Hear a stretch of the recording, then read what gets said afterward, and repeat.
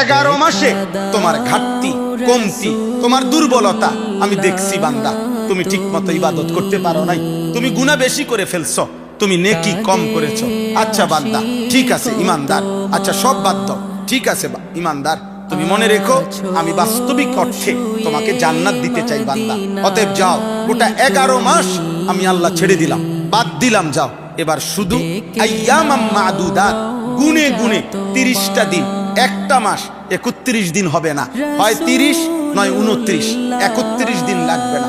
গুন্না গুন্না তুমি 30টা দিন অথবা 29 দিন তুমি আমার রোজা পালন করবা, ইফতার করবা, সাহারি খাইবা, 20 রাকাত তারাবি পড়বা, শেষ দশক এতেকাফ করবা, সবে কদর তালাশ করবা, গুনাহ একটা একটা ছেড়ে দিবা। সুদ খাইবা না, মদ খাইবা না, জুয়া খেলবা না, চুরি করবা না, জিনা করবা না, উলঙ্গ ছবি দেখবা না, নর্তকীর নাচ দেখবা না, বেপর্দা চলবা না, বেহায়া চলবা না, হারাম রোজগার করবা না, কাউকে ধোঁকা দিবা না, প্রতারণা করবা না, আমার একটা একটা বন্দিগি করবা, সেজদা তেলাওয়াত, জিকির, রোজা, ইফতার, সাহারি, তারাবি, এতেকাফ, সবে কদর, একটা একটা মুহূর্ত।